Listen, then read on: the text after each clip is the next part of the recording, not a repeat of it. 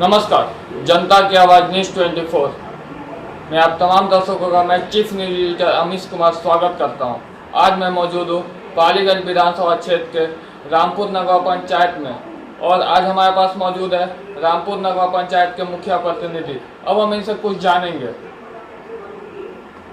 Sir, आपके क्षेत्र में आपके द्वारा किन किन योजना से काम चल रहा है विकास का? मेरे यहाँ सबसे पहले तो मैं आपको बहुत बहुत धन्यवाद देता हूँ जी, बहुत धन्यवाद।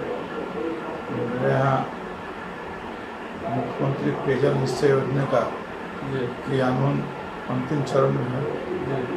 करीब करीब 1-2 वार्ड को छोड़ के सब वार्ड में पेयजल का पानी पहुँच रहा है।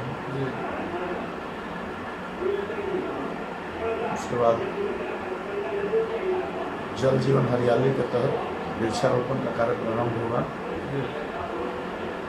महात्मा गांधी नेशनल रोजगार गारंटी योजना के तहत मजदूरों को काम मिला है, प्रवासी मजदूरों को उसमें काम मिला है। बहुत हद तक कारगर साबित हुआ है मनरेगा। लॉकडाउन की वजह से भी काफ़ी लोग रुचि लिए हैं। ग्राम पंचायत में ये सब काम चल रहा है। लोगों को बताना, जागरूक करना। अभी तो कोरोना के बारे में लोगों को जागरूक बताया जा रहा है। जो भी समस्या है, आय, आवासीय, जाति, जमीन से जुड़ा हुआ हर चीज़, किसी को वृद्धा पेंशन नहीं मिल रहा है। जितने भी योजनाएं हैं, जो मेरा प्रयास रहता है कि आम जनता तक इसका लाभ पहुंचाया जाए। नहरों में सिंचाई के लिए अभी बहुत संघर्ष करना पड़ रहा है। 10 नंबर पालीगंज विधानसभा के 10 नंबर नहर और 9 नंबर नहर और कुछ उपवितरणी में अंतिम छोर तक पानी नहीं पहुंचा है। तो प्रतिनिधि हैं, इसके लिए किसानों की समस्याओं के लिए कारगर नहीं है। इसका कोई विशेष प्रयास नहीं किया जा रहा है। चुनाव जो व्यक्ति जीत जाता है और जो व्यक्ति चुनाव हार जाता है, तो विपक्ष होता है, उसकी भी भूमिका होती है। वो भी अगला प्रतिनिधि को बार बार आगाह करता है कि आप यहाँ गलत कर रहे हैं, यहाँ सही कर रहे हैं। पालीगंज में विपक्ष की भूमिका में भी जो चुनाव हारा हुआ व्यक्ति है वो अभी नहीं है। जो चुनाव हारे हैं वो अभी विपक्ष की भूमिका में, वही जनता के लिए कुछ नहीं कर रहे हैं। और जो व्यक्ति वर्तमान विधायक है, तो उनको विशेष कोई रुचि नहीं है। अगर भारत सरकार से पालीगंज में 3 सड़कें बनी हैं, तीनों सड़कों का सब लोग यही चक्कर में है कि हम इसका श्रेय हम ले लें। लेकिन जनता वास्तविकता जानती है। पालीगंज से अकबरपुर, पालीगंज से इमामगंज और शहर रामपुर से दुल्ही बाजार, तीनों सड़क भारत सरकार से बना है। इसके लिए हमारे स्थानीय एमपी रामकृपाल यादव जी बहुत मेहनत किए थे और उन्हीं के प्रयास से बना था। लेकिन यहाँ का विधायक प्रतिनिधि होड़ लगा हुआ है कि हम श्रेय ले लें। अरे भैया, जनता सब कुछ जान रहा है, श्रेय लेने की बात कहाँ है? आप अभी सिंचाई का पानी की जरूरत है, आप 10 नंबर नहर के अंतिम छोर तक पानी पहुंचाइए। आप 9 नंबर नहर के अंतिम छोर तक पानी पहुंचाइए, उप वितरणी पानी पहुंचाइए। इसके लिए आवाज उठाइए विधायक जी, इसके लिए आवाज नहीं उठाइए। कोई काम हो गया तो उसका श्रेय लेने के लगे हुए हैं। आप काम कीजिए, अब चुनाव का समय आ गया है। आप कभी तो कोई काम नहीं हुआ। यहाँ का तो विधायक जो हुए तो क्षेत्र में नजर ही नहीं आते हैं। क्षेत्र में नजर नहीं आते हैं, ऐसा बात खुद कबूलते भी हैं, उनके लोग भी कबूलते हैं, क्षेत्र में नहीं नजर आते हैं। जन समस्या जो क्षेत्र में आएगा नहीं, जन समस्या का सुलझाएगा कैसे? राजनीति के लिए होल्ड टाइमर चाहिए, कोई बिजनेसमैन की जरूरत नहीं है। वे तो खैर दिल्ली बॉम्बे ज्यादा आते हैं, जनता के बीच समय बहुत कम देते ही नहीं। इतना बड़ा कोरोना महामारी में भी वे जनता के बीच में नहीं आए। सिर्फ लेटरबाजी या चिट्ठीबाजी से काम नहीं चलेगा, जन समस्याओं के लिए जूझना होगा। 10 नंबर नहर के अंतिम छोर तक और 9 नंबर नहर के अंतिम छोर तक आप विधायक जी पानी पहुंचाने के लिए प्रयासरत होइए। जनता के सवाल से जूझिए। एसी और बंद कमरा में रह करके नहीं काम चलेगा। आप विधायक हैं, आपको इसके लिए हमेशा प्रयास करना चाहिए। अच्छा सर, ये पालीगंज से आप बहुत सटे हुए हैं। पालीगंज के विकास के बारे में आपने बोल रहे हैं, और पालीगंज का बस डिपो का जो बद से बदतर हाल हो गया, उस पर आपकी क्या राय है? पालीगंज का बस डिपो बद से बदतर नहीं हुआ, नेशनल हो गया, कुछ पता नहीं चलता है। बस डिपो भी है यहाँ, कभी था। यहाँ से दूसरे राज्य में बस खुला करती थी, पालीगंज बस डिपो का एक स्थान था, जी अब वो सब समाप्त हो गया, जीर्ण शीर्ण अवस्था में पड़ा हुआ है। ये कन्हाई सिंह की तपोभूमि है पालीगंज। जी कन्हाई सिंह का तपोभूमि, उनका तप और तपस्या के बदौलत पालीगंज आज यहाँ तक खड़ा है। बहुत मेहनत किए थे कन्हाई बाबू, जी और माननीय विधायक जी के बाबा भी यहाँ से एमएलए थे, और उन लोगों का प्रयास से आज पालीगंज बस डिपो और पालीगंज का पानी टंकी, बहुत सा उनका प्रयास था। लेकिन अपने पूर्वजों के किए कराए कामों पर आप कितना दिन तक वोट लीजिएगा, कितना दिन जनता को ठगिएगा? आपको खुद काम करना होगा। जी आप अपने किए हुए पर लीजिए। अब एक बार विधायक बन गए, बाबा के नाम पर माननीय विधायक जी एक बार सदन में पहुंच अच्छा, गए। आपको कहने का मतलब कि जो पिछले बार विधायक बने जयवर्धन जी ने, वे अपने बाबा के दम पर बने। और लखन बाबू के जो कार्य था क्षेत्र में, हर जाति वर्ग में जो विश्वास था उनका, उनके किए हुए कार्यों की बदौलत एमएलए बने। अब जो भी कार्य करेंगे, 5 साल में जो भी कार्य किया, इसका रिजल्ट 2020 में इनको मिलेगा। जनता इनको देख चुकी है। किसी को अपने वोटर तक लोग के यहाँ भी कोशिश मातम पुरासी करने भी नहीं जाते हैं। मेरे ही गांव के एक महिला संजू देवी बिजली के करंट से मर गई, आज तक विधायक की मातम पुरासी करने नहीं आए। ये कब वो हुआ था सर ये घटना? ये करीब हो गया था 9-10 महीना पहले। अच्छा, यहाँ पे कोई अब बड़े पार्टी से कोई आए थे कि नहीं आए थे? माननीय सांसद, जो हम लोगों के सांसद हैं पार्टी के, भारतीय जनता पार्टी के, रामकृपाल जी आए थे, और हम लोगों के स्नातक के विधान पार्षद हैं नीरज कुमार जी, अभी बिहार सरकार में मंत्री भी हैं, उनका भी सहयोग हम लोग लिए थे। उनके कुछ कारण पड़ गया था पोस्टमार्टम रिपोर्ट में, कुछ कठिनाइयाँ आ रहा था पोस्टमार्टम रिपोर्ट मिलने में, तो भी सहयोग किए थे। लेकिन क्षेत्र में तो गायब रहते हैं, जनता तो दूर उससे मिलता है, मुखिया से और विधायक से। जी, तो मुखिया तो सुन रहा है लेकिन विधायक सुनिए नहीं रहा है, फरार है, पता नहीं चल रहा। खोजते फिरिएगा ललटेन लेके, उनके पार्टी के चुनाव चिन्ह लेके ललटेन लेके घूमिए, मिलेगा नहीं। जी अच्छा सर, ये तो अब तो चुनाव का बिल्कुल फिर आ गया है, चुनाव बहुत नजदीक है। आपको क्या लगता है इस बार पालीगंज विधानसभा में किसका सीट आएगा, किसका बहुमत आएगा? देखिए, पालीगंज विधानसभा की जब बात कर रहे हैं तो सबसे पहले आप ये जान जाइए कि भारतीय जनता पार्टी से, जिस पार्टी से हम लोग बिलोंग करते हैं, उस पार्टी 90 से यहाँ बाहरी प्रत्याशी को उतारते आई है। और इसके चलते भारतीय जनता पार्टी इस यहाँ चुनाव में हमेशा हारती रहती है। 90 से लेकर के आज तक 2 बार मात्र बीजेपी यहाँ से चुनाव जीती है। एक बार उपचुनाव में जनार्दन शर्मा जी बने थे, और दूसरे बार उषा विद्यार्थी। और इसका प्रमुख कारण एक ही है, बाहरी प्रत्याशी को होना। यदि जो यहाँ का लोकल प्रत्याशी रहेगा तो भारतीय जनता पार्टी का सीट निकल जाएगा। लोकल प्रत्याशी होगा यहाँ का, लोगों से जुड़ा हुआ, तो हमेशा 100% जीतेगा भारतीय जनता पार्टी। अच्छा सर, ये इस अभी कोरोना महामारी चल रही है, इसमें आपको क्या लगता है चुनाव हो जायज है कि नहीं है?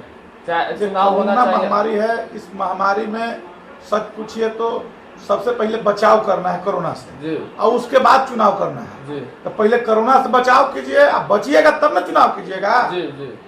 अब बचबे नहीं कीजिएगा, कोरोना से परेशान हो जाइएगा। हर गांव परिवार में 1-2 व्यक्ति मृत्यु हो जा रही है कोरोना से। अभी शुरू हो गया मृत्यु का सिलसिला, पालीगंज में एक मृत्यु हो गया है, और नधरी के बारे में भी सुने हैं, चर्चा में आया है। तो सिलसिला शुरू हो गया, बचाव करना है तब चुनाव करना है। बिहार सरकार चाह रही है कि पहले चुनाव कर ले, नहीं पहले बचाव कीजिए। चुनाव आयोग से भी हम मांग करते हैं कि पहले बचाव कीजिए, और उसके बाद चुनाव के लिए विचार आगे कीजिएगा। अभी चुनाव करने का वक्त नहीं है। अभी बिहार सरकार में जो सत्ता में हुए तो चुनाव के लिए बहुत जोर दिए हुए, लेकिन जो विपक्ष में हुए सभी लोग मना कर रहे हैं कि चुनाव नहीं होना चाहिए। और आपका विधाय ये कि चुनाव नहीं होना चाहिए, पहले जान अपना बचाना चाहिए, पहले जनता के लिए सोचिए। अभी हाल में नीतीश कुमार जी का भतीजी का कोरोना पॉजिटिव निकला, उन्होंने अपना होम क्वारंटाइन सेंटर बना दिए, लॉकडाउन कर दिए पूरे बिहार में। और वही अब भी जहाँ पे बैठे हुए पालीगंज अनुमंडल में, पालीगंज विधानसभा में जो 100 पॉजिटिव कोरोना निकला, उसमें उनकी कोई भूमिका नहीं थी, उसमें उनका कोई एक्शन नहीं था। इस पर आपकी क्या राय है? नहीं, स्थानीय प्रशासन जागरूक हुआ।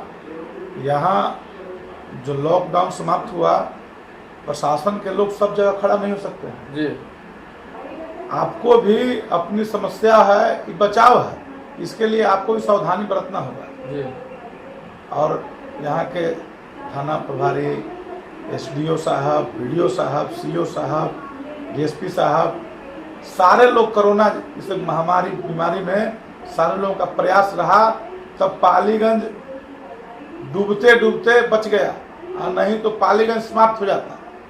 इस कोरोना महामारी में पालीगंज समाप्त हो जाता। लेकिन यहाँ के प्रशासन के सूझबूझ से बचा है। पब्लिक मानने के लिए तैयार नहीं है।